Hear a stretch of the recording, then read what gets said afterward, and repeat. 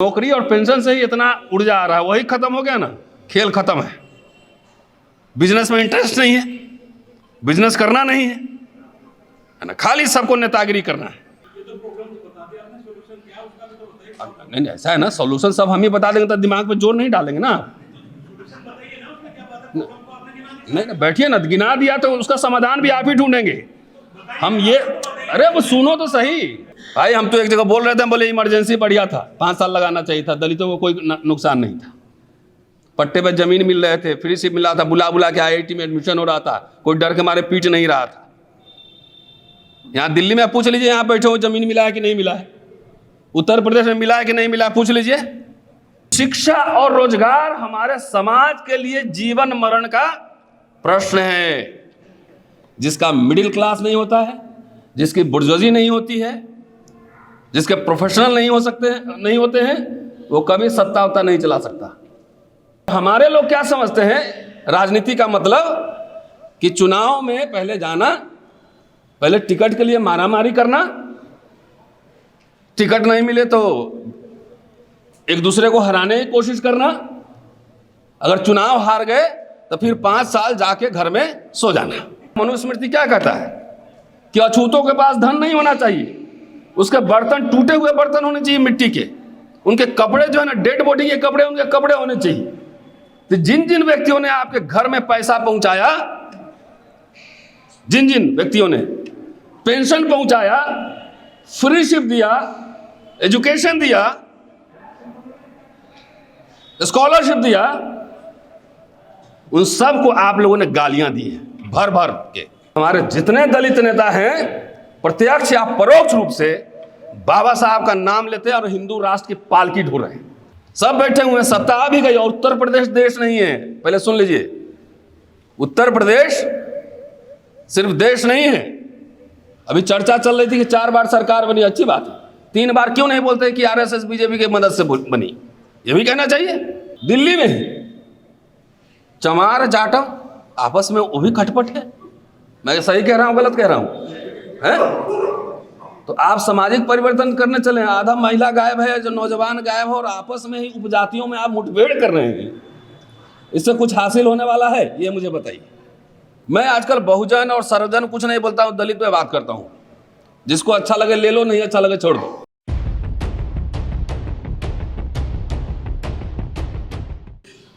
आदरणीय अध्यक्ष जी, चौहान साहब, सम्मानित मंच और दोस्तों, आप सबको जय रविदास, जय भीम। अच्छा लग रहा है कि एक साथ गुरु रविदास भी हैं और बाबा साहब भी हैं, क्योंकि एक ट्रेंड मैंने देखा है अभी कि जितने हमारे महापुरुष हैं सबको आमने सामने खड़े कर दो, भिड़ा दो। तो उस लिहाज से ये अच्छा कदम है। और बाबा साहब के 3 गुरु थे, बुद्ध, कबीर और फूले। लेकिन अपनी किताब हुवर द शुद्रास उन्होंने संत गुरु रविदास और संत चोखा मेला को समर्पित किया था। देख लीजिएगा, पहले पन्ने पे ही होगा। तो इसलिए एक साजिश है, और हम जानते हैं कि किसकी साजिश है और कौन एक दूसरे को भिड़ाने की कोशिश करते हैं। तो उस दिशा में ये एक बेहतरीन कदम है और इसकी सराहना की जानी चाहिए। इस सभा में आज रविवार है, और जैसा कि जानते हैं हम लोग की कोई छुट्टी नहीं होती है। छुट्टी वाले दिन भी कहीं ना कहीं कोई प्रोग्राम होता है, बोलना ही होता है, कभी दिल्ली में, कभी दिल्ली से बाहर। सभा में मैं देख रहा हूं कि एक माता जी हैं, महिला में, इधर बैठी हुई है कहीं पे, और ज़्यादातर रिटायर्ड लोग हैं। 50 के ऊपर मैक्सिमम लोग हैं, इसमें युवा गायब है, और महिलाएं नहीं। आप सब आसपास के ही रहने वाले होंगे। अगर महिलाएं आती, 2 महत्वपूर्ण जो वाहक हैं सामाजिक परिवर्तन के, और सिर्फ इस सभा में नहीं, मैं जहां भी जाता हूं आमतौर पर मैं ये साइलेंस, ये एब्सेंस मैं देखता हूं। तो जिसको ट्रेंड होना है, एक महिला शिक्षित होती है तो पूरा परिवार शिक्षित होता है। पुरुष प्रधान समाज देश है, हम लोग भी पुरुष प्रधान ही। अपने घर में बेटियों को, महिलाओं को बराबरी का दर्जा नहीं, इससे साबित होता है, जिसके लिए बाबा साहब लगातार लड़े थे। आखिर मैं दलितों पे बोलता हूं। दलित मतलब सब मिला के 15-16% जो पॉपुलेशन है उस पर बात करता हूं। बहुत लोग हमसे नाराज भी रहते हैं, उन्हें कोई बात नहीं है, नाराज रहिए, मुझे भी अपनी बात रखने का, समझने का, लिखने का अधिकार है। तो पहली बार मैं त्रिवार्षिक अखिल भारतीय चमार महासंघ एक जातीय सभा में आया हूं, और मैं बात तो पूरे समाज के लिए ही बोलूंगा। और ये सवाल डॉक्टर अंबेडकर के सामने भी था जब उन्होंने धर्मांतरण की घोषणा की यवला में। तो धर्मांतरण की घोषणा के बाद उन्होंने बॉम्बे में एक महाड़ परिषद का आयोजन किया, और उसमें उन्होंने खुद सवाल उठाया कि महाड़ परिषद ही क्यों, अगर उनके पहले जो दस्तावेज हैं, साउथ बरो कमेटी के सामने जो दस्तावेज उन्होंने पेश किए थे, चाहे साइमन कमीशन हो, चाहे गोलमेज सम्मेलन हो, चाहे कोई भी हो उनका प्रोग्राम, तो पूरे अस्पृश्य समाज की वो बात कर रहे थे, पूरे समाज की। लेकिन यहां उन्होंने सवाल उठाया कि सिर्फ जातीय सभा क्यों, उसका जवाब उन्होंने खुद दिया कि पहला कारण है कि इस परिषद में किसी तरह की मांग हमें नहीं रखनी है, न सरकार से और न हिंदुओं से। हिंदू मतलब अपर कास्ट हिंदू से, उसे कोई मांग नहीं रखनी है। अपनी जिंदगी का क्या करना है, अपने जीवन को कैसे रूपरेखा बनानी है, कैसे देनी है, केवल यही सवाल इस परिषद के सामने होगी। दूसरा सवाल था धर्मांतरण का। तो उन्होंने कहा कि पहले अपने ही समाज में बात करूं कि वो तैयार है कि नहीं धर्मांतरण के लिए। उन्होंने घोषणा कर दी थी, लेकिन उस समय तक ये तय नहीं किया था कि कौन से धर्म में जाएंगे। वो सभी धर्मों का विशद अध्ययन कर रहे थे, चाहे क्रिश्चियनिटी हो, इस्लाम हो, सिखिज्म हो, और 40 मिड-40s के बाद वो बुद्धिज्म की ओर बढ़ते हैं, और पूरे धर्मांतरण में 21 वर्ष का समय लगता है। तो उनका ये कहना था कि हम देखना चाहते हैं अपने ही समाज में कि ये अभी मानसिक रूप से तैयार है कि नहीं, और ये बात सभी जाति के लोग अपने अपने समाज में जाकर बात करें और एक सहमति बने, तो हम लोग सबको मदद करने के लिए तैयार हैं, सबको। क्योंकि यहां पर अगर आरक्षण का प्रावधान है तो कोई एक जाति के लिए नहीं, वो पूरे समुदाय के लिए है। तो इसलिए जो भी बात होगी वो पूरे समुदाय के लिए होगी।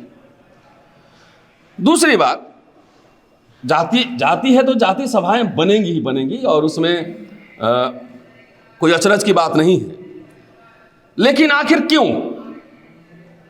हमारे लिए सबसे महत्वपूर्ण सवाल है एजेंडे का सवाल, एजेंडे का, कि आखिर एक तरह का प्रस्ताव यहां पास हो और सभी जातीय समुदाय संगठन उसी तरह के प्रस्ताव को पारित करे और एक साझा कार्यक्रम विकसित करे, तब उसका मतलब है। और नहीं तो जातीय मुठभेड़ करने के लिए अगर जातीय संगठन है तो इसका मतलब है कि जो संत रविदास और बाबा साहब जो काम करके गए थे उसका उलट काम हम कर रहे हैं। दोनों पढ़िए, दोनों महापुरुषों को, उनका क्या लक्ष्य था, मिशन स्टेटमेंट क्या था? वो था जातियों का विनाश, यही था ना, एनिहिलेशन ऑफ कास्ट, जातियों का उन्मूलन। अभी 25 तारीख आ रहा है, मनुस्मृति दहन दिवस है। आजकल तो कुछ करने पे FIR हो जाता है, तुरंत रजिस्ट्रिंग हो जाती है। लेकिन लिटरेचर को कैसे आप खत्म कर देंगे? लिटरेचर तो रहेगा ही ना। वही भारत सरकार ही बाबा साहब की राइटिंग स्पीचेस छापती है। तो मेरे कहने का मतलब है, देखिए, मैं जो रियलिस्टिक रहिए, मैं आजकल बहुजन और सर्वजन कुछ नहीं बोलता हूं, दलित पे बात करता हूं। जिसको अच्छा लगे ले लो, नहीं अच्छा लगे छोड़ दो। कि आखिर हम चाहते क्या हैं? किस तरह का समाज बनाना चाहते हैं, यही है मूल प्रश्न। यही प्रश्न है कि अगर जातियां आपस में मुठभेड़ करने लगे, जो कि हो रहा है, कि हम लोगों ने जातियों को जब से मजबूत करना शुरू किया, जब से, इसका मतलब है कि बाबा साहब के विचारों को और संत गुरु रविदास के विचारों को उलट हमने काम किया। यही मैं देखता हूं दिल्ली में ही चमार जाटव आपस में वो भी खटपट है। मैं सही कह रहा हूं, गलत कह रहा हूं, है? तो आप सामाजिक परिवर्तन करने चले, आधा महिला गायब है, जो नौजवान गायब है, और आपस में ही उपजातियों में आप मुठभेड़ कर रहे हैं। इससे कुछ हासिल होने वाला है? ये मुझे बताइए। सोचिए इसमें, टोटल शेड्यूल कास्ट मिल भी जाएगा, इस देश का सारा शेड्यूल कास्ट इकट्ठा हो जाएगा, तब भी 5 सांसद जिताने की औकात नहीं है हमारी। ट्राइब जीत सकता है क्योंकि उसका पॉपुलेशन कंसंट्रेशन ज्यादा है एक एरिया में। हमारा स्कैटर्ड है, हर गांव में एक मोहल्ला है, टोला है, दक्षिण टोला, जिसको बाबा साहब कहते थे कि हर गांव में एक दक्षिण अफ्रीका है। तो कैसे करा लेंगे? अनरियलिस्टिक ड्रीम्स बाबा साहब नहीं देखते थे। बाबा साहब प्रैग्मेटिज्म में विश्वास करते थे। उनके असली गुरु थे जॉन डेवी, जो अमेरिका में कोलंबिया में उनको पढ़ाते थे। वहीं से उन्होंने व्यवहारवाद, प्रैग्मेटिज्म के फिलॉसफी को सीखा था।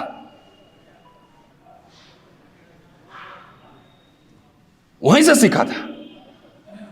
मैं अभी कुछ काम कर रहा हूं बाबा साहब पे ही, अभी एक किताब एडिट कर रहा था, उन्हीं के भाषणों का संकलन है एक तरह का, अंबेडकर और शिक्षा का सवाल।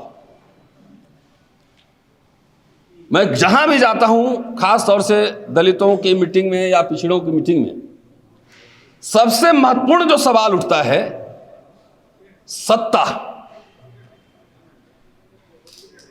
सत्ता कैसे? सवाल तो है ना, सरकार बनाने के लिए 272 मेंबर ऑफ पार्लियामेंट चाहिए। हवा में गुदगुदी वाला भाषण सुन के, और मैं रियलिस्टिक हूं,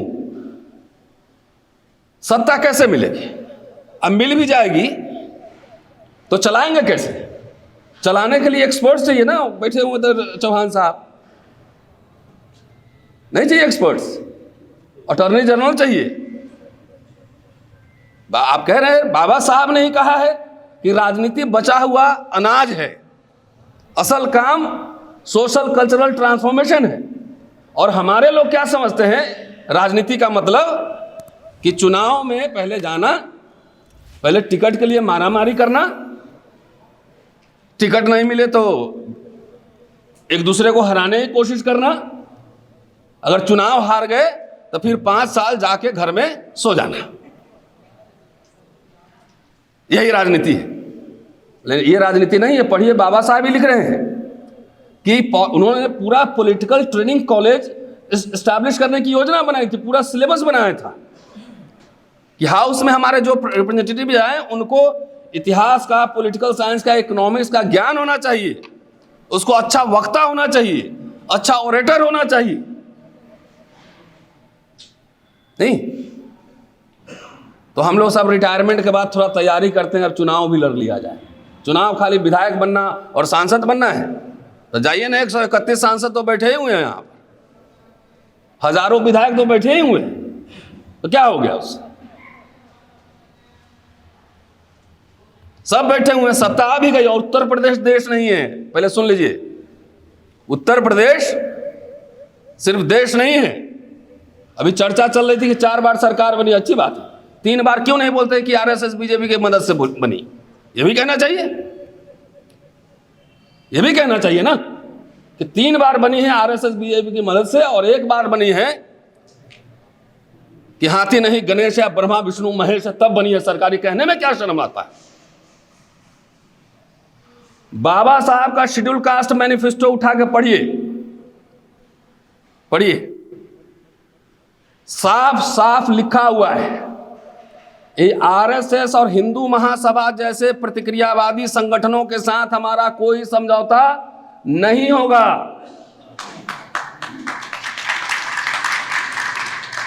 है ना? नहीं होगा। और हमारे जितने दलित नेता हैं प्रत्यक्ष या परोक्ष रूप से बाबा साहब का नाम लेते हैं और हिंदू राष्ट्र की पालकी ढो रहे हैं। सही कह रहा हूं गलत कह रहा हूं? नाम गिनवाऊं? तो आपने बिल्ली को दी है दही की रखवाली। कभी असेसमेंट किया है? चौहान साहब की तनख्वाह होगी 3.5 लाख रुपए, 4 लाख रुपए होंगी। मेरी भी है, मेरी भी है। पूरा दस्तावेज बाबा साहब का उठा के पढ़िए। उनको नशा नहीं था, अफीम का नशा नहीं था कि हम देश का हुक्मरान बन जाएंगे, ताकत ले लेंगे, सारा देश चला देंगे। Right from the beginning 1919 till constituent assembly वो ज्ञापन मेमोरेंडम डिबेट्स करते रहे कि हम माइनॉरिटी हैं, we are minority in national life, that is why we need protection. क्या बाबा साहब क्या बोले? माइनॉरिटी है, हम अल्पसंख्यक हैं, हमको संविधान से सुरक्षा का उपाय चाहिए। और 1934 के घोषणा में शेड्यूल कास्ट को माइनॉरिटी नहीं माना गया था, इसलिए नौकरियों में आरक्षण नहीं था।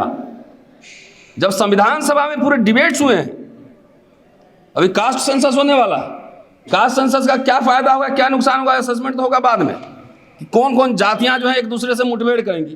क्योंकि हमारे समाज को शिक्षा रोजगार नहीं चाहिए, हमारे समाज को सत्ता चाहिए।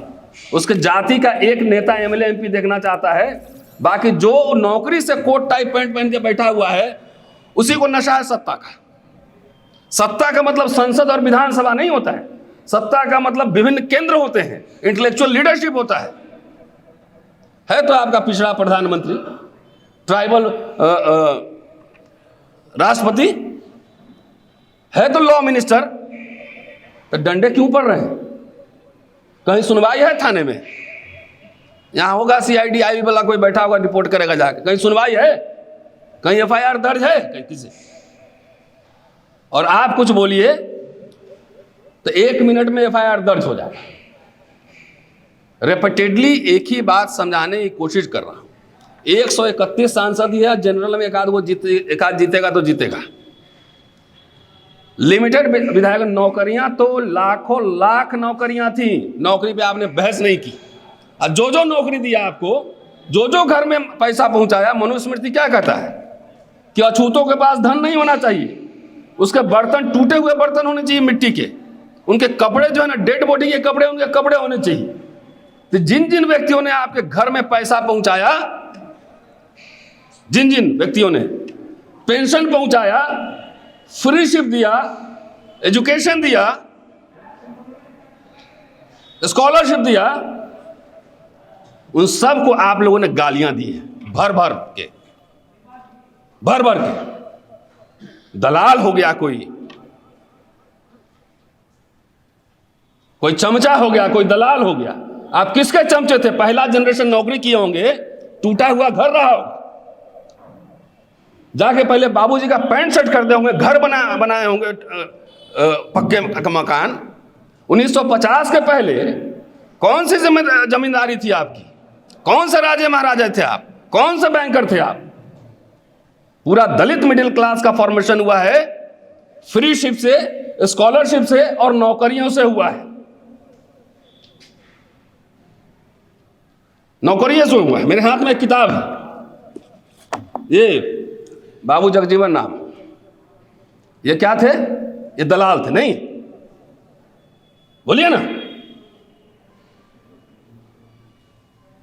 मैंने सुना ये पिट्टू थे।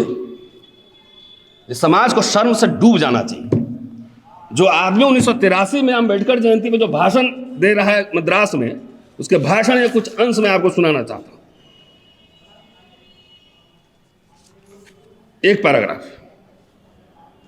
हम लोगों ने कहा ना, जितने आईएएस आईपीएस हुए, जितने नौकरी पेशा लोग हुए, सब चंदा दिया, है ना, चंदा दिया, और सब क्या हो गया? चमचा हो गया। नहीं, हम नौकरी कर रहे हैं किस चीज के? क्रांति करने के लिए कर रहे हैं। और मेरे ऊपर गिरफ्तारी होती है और एफआईआर लगता है, तो आप मेरे लिए आते हैं मुकदमा लड़ने, चंदा देते हैं? इंटेलेक्चुअल में, पब्लिकेशन में, किताब छापने में, रिसर्च करने में 1 रुपया खर्चा होता है?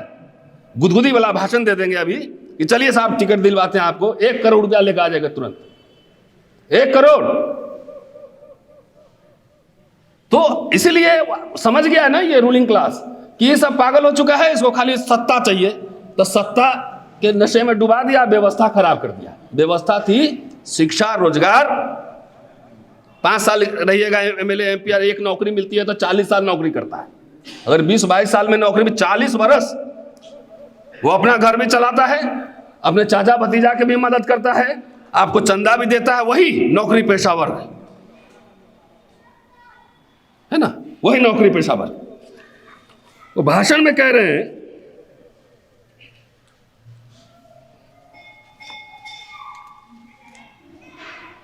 कि अंबेडकर जयंती का प्रोग्राम है, मैं यहां भारत के एक ऐसे महान सपूत डॉक्टर अंबेडकर को अपनी श्रद्धांजलि अर्पित करने आया हूं जो एक सामाजिक क्रांतिकारी थे तथा देश, दलित, मानवता के महान अगुवा थे।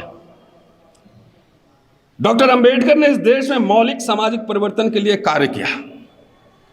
संविधान सभा द्वारा अपने सभी सदस्यों को, 300 से ज्यादा मेंबर थे, अपने सभी सदस्यों की बुद्धि का समन्वय करके, सबको कन्विंस करके उन्होंने लोकसभा, विधानसभाओं तथा सरकारी सेवाओं में अनुसूचित जातियों एवं जनजातियों के लिए सीटों के आरक्षण का प्रावधान किया।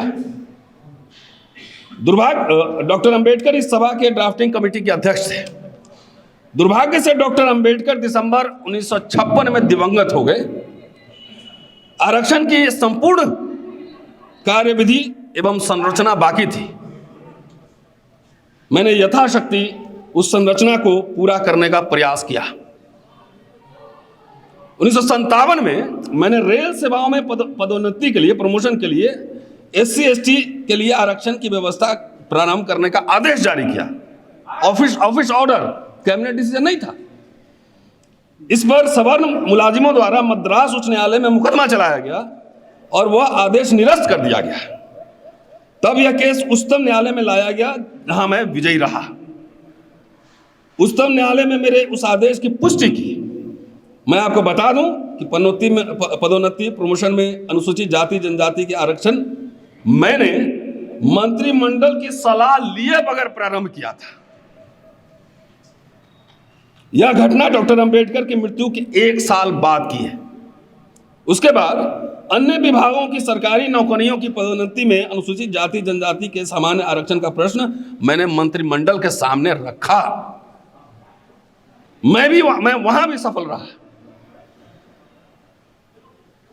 उसके बाद शिक्षण संस्थाओं और सरकारी प्रतिष्ठानों में अनुसूचित जाति जनजाति के लिए आरक्षण के कई प्रस्ताव विचारार्थ रखा।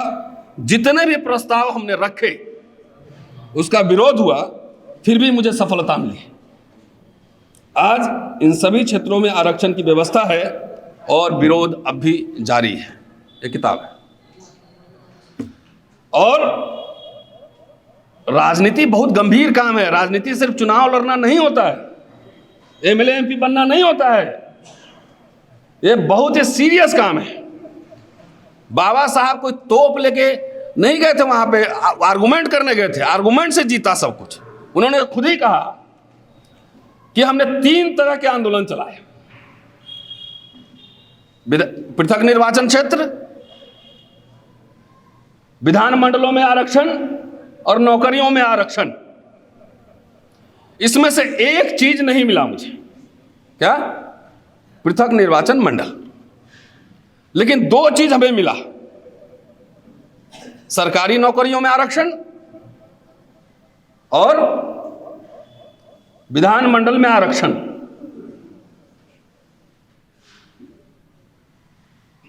उन्हीं का कहना है कि हमें जो मिला वो ठीक है, लेकिन बार बार इसको और अधिक मांग करते रहने की जरूरत है। क्या जरूरत है? मांग करते रहने की, दबाव बनाने की। उनके पूरे ग्रीवांसेस ऑफ शेड्यूल कास्ट पढ़िए, स्टेट एंड माइनॉरिटी पढ़िए, सब जगह यह बात कह रहे हैं कि शिक्षा और रोजगार हमारे समाज के लिए जीवन मरण का प्रश्न है। जिसका मिडिल क्लास नहीं होता है, जिसकी बुर्जुआजी नहीं होती है, जिसके प्रोफेशनल नहीं होते हैं, वो कभी सत्ता वत्ता नहीं चला सकता, क्योंकि व्यवस्था आपके हाथ में नहीं है। आप चीफ मिनिस्टर बन के बैठे रहिए, व्यवस्था चलाने वाले कोई और लोग हैं, वही लगवा आपको ट्रैप में फंसाएंगे और वही जेल में देंगे। प्रमाण है ना लालू प्रसाद यादव की। और कई नेता डर के मारे घर में बैठे हुए हैं, ईडी या सीबीआई के डर से। ये कोई रॉकेट साइंस है, सब लोग जानता है। आंदोलन नहीं है, कहीं डिमांड नहीं, कहीं मूवमेंट नहीं। अब तो मिला जुला के बाबा साहब ने फोकस रखा था ना, शेड्यूल कास्ट शेड्यूल ट्राइब। बाबा साहब का परिनिर्वाण तो 56 में हो गया, तो फिर इतने university college IIT medical college सब में आरक्षण कैसे लागू हो गया? सरकारी नौकरियों में आरक्षण कैसे लागू होगा? हम कैसे नौकरी में आए, चौहान साहब कैसे नौकरी में आए? इस नौकरी के लिए, हम दोनों की नौकरी के लिए आपका आंदोलन कहां जिम्मेदार है, बताइए जरा। कौन से डिमांड मेमोरेंडम रखे थे प्राइम मिनिस्टर ऑफिस में? मतलब सत्ता मिलेगी तब करेगा, नहीं जब तक जो मिला है उसको खत्म होने दे। यही तो कर रहे हैं, सब सामने है ना कि 50 साल में अगर 20 लाख SC ST कर्मचारी का निर्माण हुआ तो कितने अरब रुपए आपके घर में गए, उसे काउंटिंग कीजिए, पहले काउंटिंग कीजिए ना। मैं ONGC में गया था एक प्रोग्राम में, जवाहरलाल नेहरू ने खोला था ONGC ना। उसमें पहले 30,000 कर्मचारी थे, अब घट के आ गए 21,000। उसमें से SC ST के 7,500। हमने कहा कि एक काम कीजिए, मेरी मैथमेटिक्स बहुत खराब है, आप में से कोई मैथमेटिशियन होंगे तो जरा कैलकुलेट कर लीजिए। 7,500 लोगों के घर में अगर एवरेज 1 लाख रुपया जा रहा है महीना तनख्वाह, एवरेज, किसी का 4 लाख भी होगा, किसी का 75,000, एवरेज में कह रहा हूं, तो कितने अरब रुपए हुए जरा कैलकुलेट कर लीजिए एक साल में। वो सब खत्म हो रहा है, सब खत्म हो रहा है। आप देखना, अभी 10 साल ठहरो, मैं, चंद्रभान जी, चाहे राहुल बैठा हो यहां पे, कैलकुलेट कर रहे हैं। भाई यूनिवर्सिटी में कॉन्ट्रैक्चुअल आ गया, हर जगह क्लास 3 क्लास 4 कॉन्ट्रैक्चुअल हो गया। उसमें हमारे लोग सबसे ज्यादा मारे गए। सफाई कर्मचारी देखिए क्या एजेंसी के थ्रू आता है, 12,000 15,000 पे काम कर रहा है, और वो भी लगने से पहले 25,000 घूस देना पड़ता है।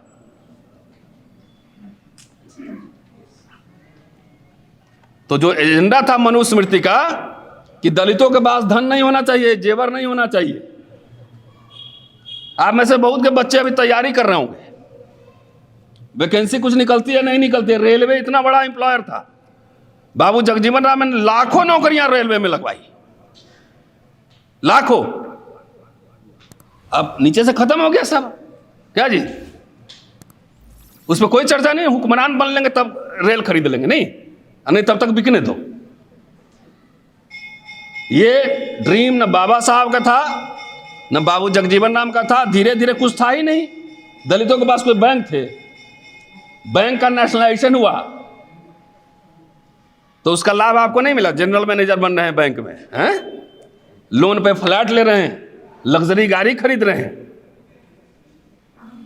नेताओं पे दबाव डालिए। आप में से कोई डॉक्टर होंगे, कितना मेडिकल कॉलेज में फीस दिए थे जरा बताइए। अभी मैं लखनऊ में गया था, पूछा एक आदमी से कि कितना स्कॉलरशिप मिलता था, स्टाइपेंड, बोला 12 रुपया महीना, 60s में। आज मिल रहा है क्या? फॉरेन स्कॉलरशिप बाबा साहब ने तो भेजे थे, वो भी योजना के तहत भी लोगों को भेजे थे, टेक्नोलॉजी सीखने के लिए, सब सीखने के लिए। बाबा साहब मैनिफेस्टो तैयार करते थे। इंडिपेंडेंट लेबर पार्टी का ये मैनिफेस्टो हमारा घोषणा पत्र है, शेड्यूल कास्ट फेडरेशन का ये घोषणा पत्र है। कोई मैनिफेस्टो आजकल हमारा नेता लोग निकालता है?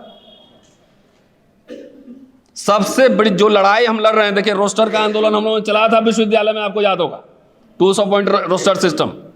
सुप्रीम कोर्ट ने ऐसा ऑर्डर दे दिया था कि आपके बच्चे जो है ना कभी जिंदगी में प्रोफेसर नहीं बनते। सड़क पे लड़ना पड़ा, तब जाके 200 पॉइंट रोस्टर आया। लेकिन समाज में हलचल नहीं, क्योंकि सब नौकरी पेशा मिडिल क्लास जैसे चल रहा है चलना, तो मेरा तो घर बना ही हुआ है ना, यही ना। रिसर्च एंड डेवलपमेंट पे कोई खर्चा नहीं। बोलेंगे जरा स्पॉन्सर कीजिए, किताब रिसर्च करना है। तो जिस समाज का पूरा ध्यान सिर्फ पॉलिटिक्स में केंद्रित हो, अगर आपसे हम अभी पूछें कि आपको 1 लाख महीने की नौकरी दे रहे हैं, अब विधानसभा का टिकट देना है, 2 में से क्या लीजिएगा? नौकरी नहीं मांगा है कोई, बोला विधानसभा का टिकट दीजिए। आप पंडित जी से पूछेंगे कि 1 लाख का नौकरी दे रहे हैं और विधानसभा का टिकट दे रहे हैं, क्या लीजिएगा? बोले अगर नौकरी दे दीजिए पहले, टिकट तो बाद में ले लेंगे। आंदोलन करना पड़ेगा भाई, कोई इसके, फिर सारा यूनिवर्सिटी इतना महंगा होते जा रहा है, सब कुछ, आप बच्चे पढ़ नहीं सकते हैं। एक सेमेस्टर का 35-40 हजार रुपया फीस आ रहा है कॉलेजेस में। एक आम आदमी का बच्चा पढ़ सकता है क्या? प्राइवेट यूनिवर्सिटी में तो इतने महंगे कि मैं नहीं पढ़ा सकता, आप तो छोड़ दीजिए। पब्लिक सेक्टर यूनिट जब बचेंगे, सार्वजनिक संस्थान जब बचेंगे, क्यों विश्वविद्यालय कॉलेज बर्बाद किया जा रहा है? बोला यही लोग इसी में से पढ़ के यही लोग हल्ला कर रहा है। रतनलाल जैसे लोग फ्री में पढ़ा है, हंगामा मचाए हुए, खत्म ही कर दो। हजारों हजार स्कूल बंद हो रहे हैं, कोई नेता आंदोलन किया? पॉलिटिक्स करना है, सत्ता लेना है। कोई आंदोलन हुआ? इलेक्शन खाली कितने दिन पॉलिटिक्स होता है कि 5 साल होता है पॉलिटिक्स। जो मैं कह रहा हूं, it is a part of politics, this is my political statement. Every day writing is also politics, addressing people, the masses is also part of politics. समझौते करने होते हैं जीवन में। कॉमन मिनिमम एजेंडा पर बाबा साहब ने भी सोशलिस्ट पार्टी के साथ समझौता किया था 1951-52 का चुनाव में। जात जात आपस में मुठभेड़ कर रहा है, एक दूसरे के साथ बैठ नहीं सकता है। 10 लोग मिलकर चले हैं सरकार बनाने, सत्ता लेने। उत्तर प्रदेश, दिल्ली, बिहार, मैं देखता हूं ना घूम घूम के, एक जाति, अभी वो क्या आया था अभी, अरे रिजर्वेशन का बंटवारा वाला वर्गीकरण, उस पर एकदम लग रहा था सोशल मीडिया पे युद्ध ही चल रहा है। नौकरी है नहीं, विश्वविद्यालय में पढ़ाने के लिए जेब में पैसा नहीं है, नौकरी खत्म हो रही है, इसके लिए कोई आंदोलन है? तो बाबा साहब ने संविधान में आरक्षण दे दिया था तो हमको मिला है, उसके बाद किसी का कोई काम नहीं, वो लिख दिया, लागू हो गया। तो संविधान तो अभी भी है, तो खत्म क्यों हो रहा है? बताओ ना, क्या बाबा साहब ने कहा था संविधान सभा में? यह कहा था कि कोई भी संविधान अच्छा या बुरा नहीं होता, इस संविधान को लागू करने वाले लोग कैसे हैं उसकी प्रवृत्ति पर निर्भर करता है। अगर इंसान अच्छा है और संविधान खराब है तो संविधान अच्छा साबित होगा। अगर इंसान खराब है और संविधान अच्छा है तो संविधान खराब होगा। तो 56 से लेके और मान लो राजीव गांधी के पीरियड तक, है ना, उसमें कोई काम नहीं हुआ, सब मनुवादी था, सब चमचा था, सब दलाल था, सब पिट्ठू था, और आप ही एक बने हुए थे हीरा जवाहरात के। नहीं, पूरा जो पब्लिक सेक्टर का निर्माण हुआ पूरा, भाई हम तो एक जगह बोल रहे थे, बोले इमरजेंसी बढ़िया था, 5 साल लगाना चाहिए था, दलितों को कोई नुकसान नहीं था, पट्टे पे जमीन मिल रहे थे, फ्री सीट मिल रहा था, बुला बुला के IIT में एडमिशन हो रहा था, कोई डर के मारे पीट नहीं रहा था। यहाँ दिल्ली में पूछ लीजिए, यहाँ बैठे हो जमीन मिला है कि नहीं मिला है, उत्तर प्रदेश में मिला है कि नहीं मिला है, पूछ लीजिए। अगर हम झूठ कह रहे हो तो बोलिए, तब उसी पे कोठी आपकी बनी हुई है। अरे कुछ नहीं हुआ, ये तो RSS कहता है कुछ नहीं हुआ, आप कैसे कह सकते हैं कुछ नहीं हुआ? हम कैसे कह सकते हैं कुछ नहीं हुआ? जो एक मिडिल क्लास बना, उसी ने ना सभी संगठनों को पैसा दिया। किसने दिया? कोई उद्योग था हमारे पास? बताइए। कोई स्टॉक एक्सचेंज में हमारा था? कोई जमींदारी थी? कोई रजवाड़े थे, प्रीवी पर्स खत्म हुआ तो आपको क्या नुकसान था? तो राजा महाराजाओं को करोड़ों रुपया फोकट का मिल रहा, तो वो इंदिरा गांधी ने खत्म किया। इतने सारे यूनिवर्सिटी खुले, कॉलेज खुले, तो उससे आपको क्या नुकसान हुआ?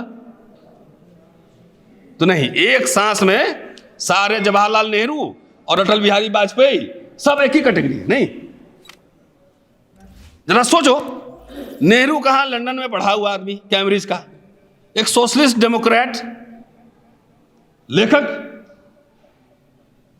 वो तो मॉडर्न इंडिया बनाना चाहता था ना आदमी, कि हिंदू राष्ट्र बनाना चाहता था। ये बताइए मुझे, आखिर अंबेडकर नेहरू दोनों के पुतले आरएसएस के लोग फूके कि नहीं फूके?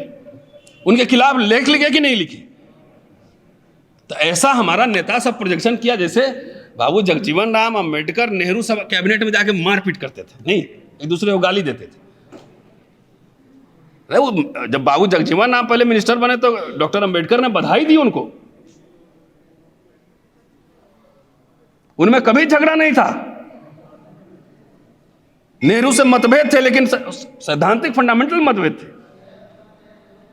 लेकिन दोनों एक ही मॉडर्न इंडिया बनाना, सेकुलर इंडिया बनाना चाहते थे, जिसमें सभी जाति, सभी धर्म के लोग समानता के आधार पर रहे। डिफरेंस तो होंगे, हमारे आपके ओपिनियन में भी डिफरेंस होगा। और वही अटल बिहारी वाजपेयी है तो सबसे पहले क्या काम किए? बोले ये सब बहुत नौकरी कर रहा है, पेंशन ले रहा है ना, पहले डिसइन्वेस्टमेंट मंत्रालय बनाओ, बेचो, अब पेंशन खत्म करो। पेंशन कितनी बड़ी राहत है पता है आपको? ये सब पेंशन डिस्कशन नहीं होगा, शिक्षा डिस्कशन नहीं होगा, नौकरी डिस्कशन नहीं होगा, सबको गाली देते रहना है। अरे जो पीपल्स एजुकेशन सोसाइटी बाबा साहब ने खोला, चाहे सिद्धार्थ कॉलेज या मिलिंद कॉलेज खोला, तो उसमें तो ज्यादातर सवर्ण बच्चे पढ़ते थे, शेड्यूल कास्ट अभी बच्चे ही नहीं थे उस समय उतने। उनके प्रिंसिपल, उनके प्रोफेसर भी सवर्ण थे, और उनको जो चंदा दिया, जो गोलमेज सम्मेलन में गए थे तो कितना 1300 कुछ पाउंड लोगों ने राजे रजवाड़े नवाबों से चंदा लिया कि हमको बहिष्कृत हितकारिणी सभा के लिए काम करना है, अस्पृश्य बालकों के लिए हमें हॉस्टल खोलना है। भाई हैदराबाद के निजाम से 54 एकड़ जमीन लिया मिलिंद कॉलेज के लिए, 12 लाख रुपए इंटरेस्ट फ्री लोन दिया, अब 5 साल बाद चुकाना था, वो पता नहीं 5 साल बाद परिनिर्वाण हो गया तो पैसा नहीं लौटा होगा। भारत सरकार से 6 लाख रुपए सरदार जोगिंदर सिंह मिनिस्टर थे, उनसे सिद्धार्थ कॉलेज के लिए लोन लिया, और वो लोन चुक नहीं पाया। वो सुना, मैंने एक बात की थी अभी, विजय सोडवड़े साहब हैं, वो बाबा साहब है, बहुत काम करते हैं, तो मैंने उनसे पूछा कि उस लोन का आखिर हुआ क्या? तो उन्होंने कहा कि इंदिरा गांधी जब प्राइम मिनिस्टर बनी उन्होंने राइट ऑफ कर दिया, उसको खत्म कर दिया। किताब बाबा साहब राइटिंग स्पीचेस है ना,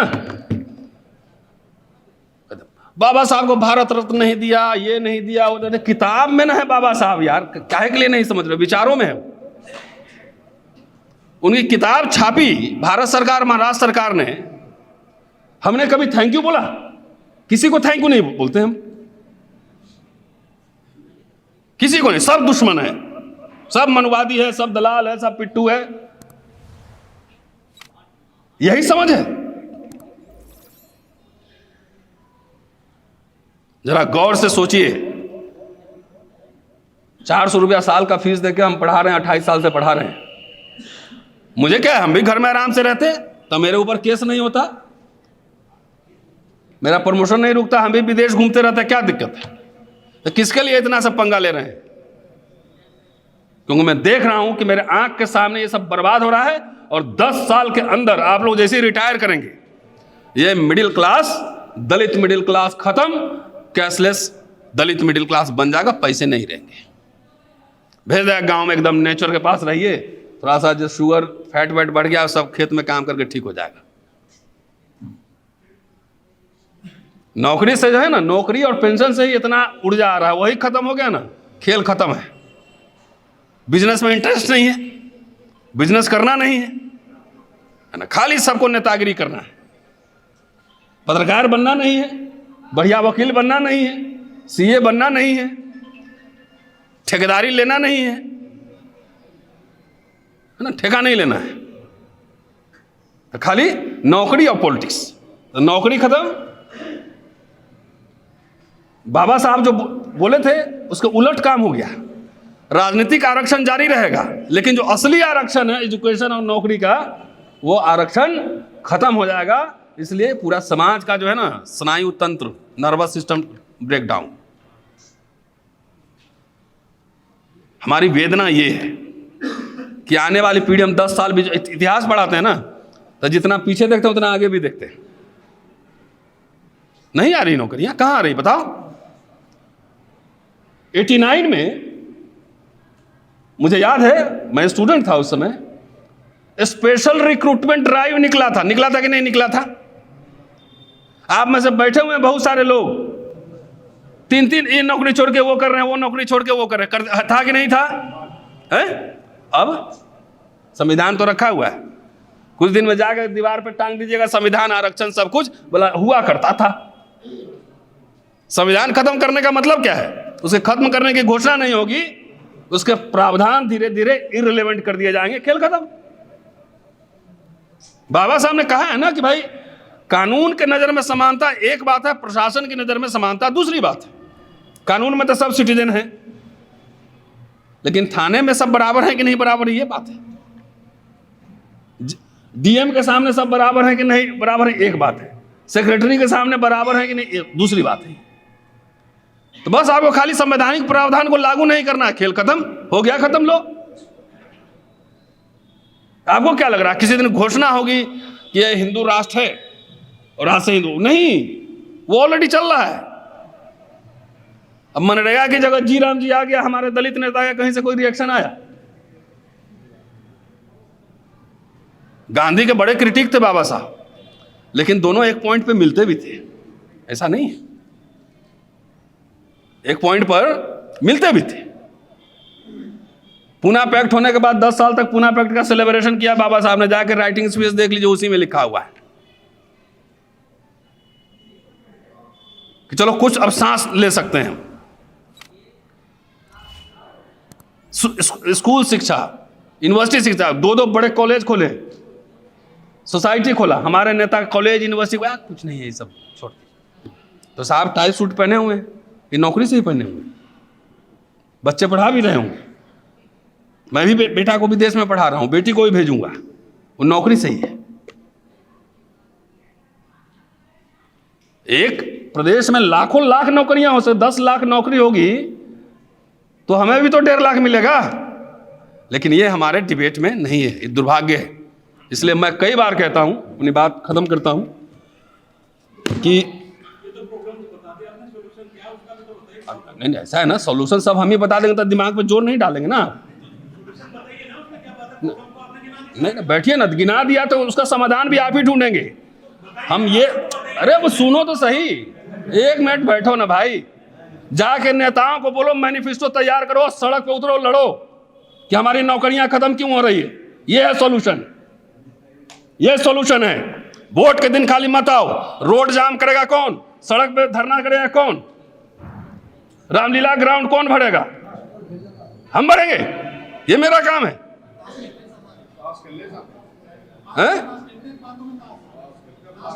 हाँ, जाओ लड़ो रोड पे, ऐसे मिलते अधिकार। बाबा साहब आंदोलन करते थे, श्रमिकों का आंदोलन, किसानों का आंदोलन, अछूतों का आंदोलन।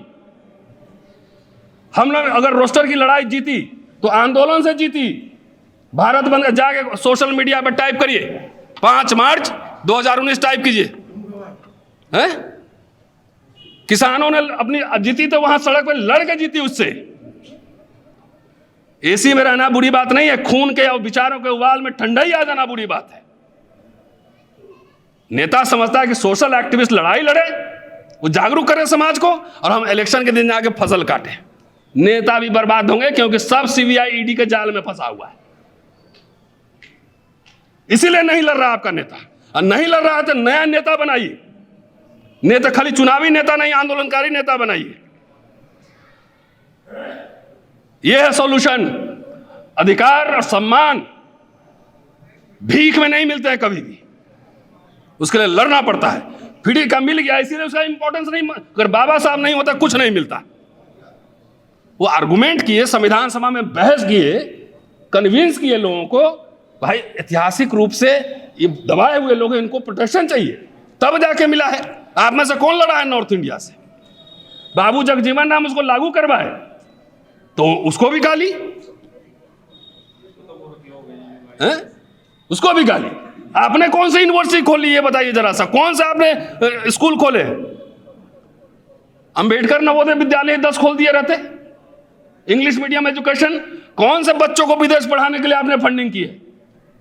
ऑक्सफोर्ड कैम्ब्रिज के लिए कितने स्कॉलरशिप दिए हैं? ये नहीं काम है। ये बताओ ना, असली लड़ाई तो विचारों और बुद्धि की लड़ाई है ना।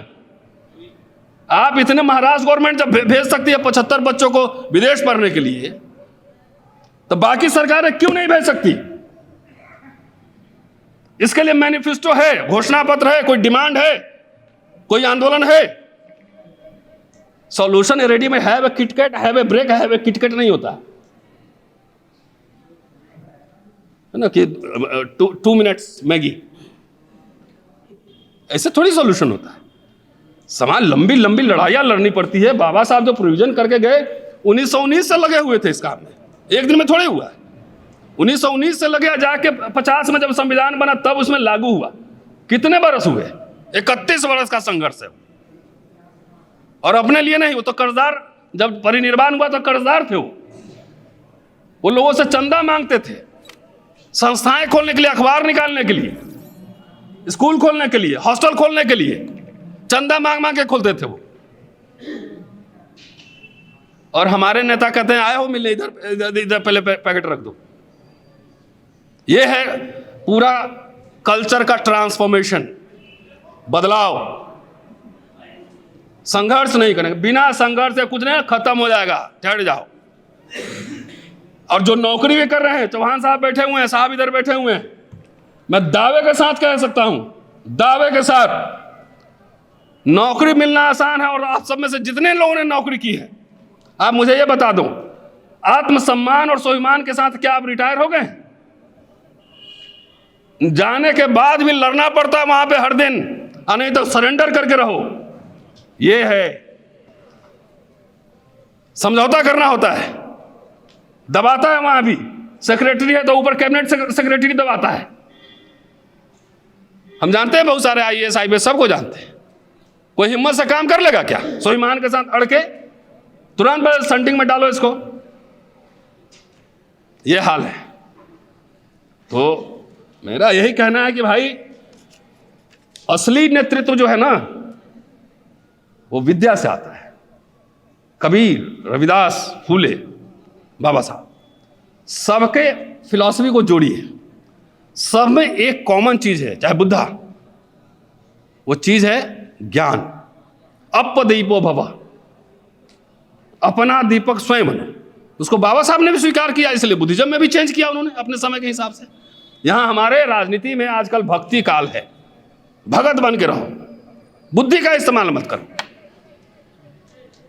इसीलिए यह हाल है। बाबा साहब भक्ति के खिलाफ थे। व्यक्ति कितना से कितना महान हो, उसका रेस्पेक्ट जरूर कीजिए, लेकिन भक्ति नहीं कीजिए। भक्ति आदमी को अंधा बना देता है, ब्लाइंड। बाबा साहब कुछ बात 50 में 40 में बोले होंगे, तो 50-60 में कुछ रिसर्च हुआ ना, 50-60 साल में, तो हो सकता है उसमें कुछ ऐड भी हो, कुछ हटे भी, कुछ विचार प्रासंगिक होंगे, कुछ नहीं होंगे। ये बात है ना। तो इसलिए भाई साहब, अगर विश्वविद्यालय जो ज्ञान विज्ञान के सृजन के केंद्र हैं, आप नेता रहे हैं विश्वविद्यालय में, समझ गए ना, तो जो 50-60 साल में जो मिला था ना, 10 साल में ही उसकी हालत जो है ना पंक्चर करके रख दिया है ना, इररिलेवेंट बना दिया है। एजुकेशन महंगा कर दो, प्राइवेट यूनिवर्सिटी मशरूमी होने दो, सरकारी विश्वविद्यालय कितने बना, जरा सरकार से पूछिए तो। नहीं, मैं इसलिए मैंने किसी एक जाति को नहीं कहा है, इस सब को सब उसका लाभ ले रहे हो। वो मैं इसलिए नहीं कहा है, पहले ही मैंने कहा, आपने सुना नहीं। एक जाति के लिए आरक्षण नहीं था, सबको मिलकर एक साझा योजना कार्यक्रम बनाना पड़ेगा। सब घेटुआई जो कि इस जाति का खटिक का इधर कर लो, चमार का इधर कर लो, जाटव का उधर कर लो, वाल्मीकि का इधर कर लो, तो इससे सॉल्यूशन निकल जाएगा। और वही हो रहा है। उसमें से एक नेता को आता है 5 लाख रुपया पकड़ाया, एक विधानसभा का टिकट दे दिया, खुश है। मुझे नहीं चाहिए टिकट विकेट भैया। अगर मुझे रहे ऑफर कि 1 लाख नौकरियां देना है और 2 विश्वविद्यालय खोलने हैं, आपको कैबिनेट मिनिस्टर बनाते हैं, दोनों में से कौन चुनना है, तो मैं कहूंगा कि 2 विश्वविद्यालय खोलो, 1 लाख नौकरी दो। समझ गए भाई? 1 लाख नौकरी दो, 2 विश्वविद्यालय खोलो। ये नहीं है एजेंडा में। सबको लाल बत्ती में बैठ के 5 साल मंत्री रहेंगे तो ब्लैक मनी, कुछ पैसा कमाने का शौक। अब मुझे पता है ईडी वाला जो है ना और आईबी वाला सबका पता कर लेता है कितने पैसे कौन से कमाए। सब मेरे दोस्त सब हैं, बता देते हैं मुझे कौन से डील में कितना पैसा लेता है, सब पता करके रखता है। और जब समय आता है नाक पकड़ लेता है इसे। बोलो, यहां तो सिटिंग 2 सीएम को उठा के जेल में बंद कर दिया, नहीं देखा आपने? कुछ मिला? तो यह हाल है, उठा के बंद कर देंगे, बाद में तारीख पे तारीख लेते रहो, क्या करूं? तो यही जो बाबा साहब का जो मेन मिशन था, शिक्षा और रोजगार हमारे समाज के लिए जीवन मरण का प्रश्न है। आप जाके, नहीं तो आप ग्रीवांसेस ऑफ शेड्यूल कास्ट, अनुसूचित जाति की शिकायतें और राज्य और अल्पसंख्यक, स्टेट एंड माइनॉरिटी, दोनों दस्तावेज पढ़ लीजिए, उसमें ही मिल जाएगा। हर भाषण में ये अमूमन ये बात उठती है। चलिए, बहुत समय लिया आपका, बहुत बहुत शुक्रिया, थैंक यू।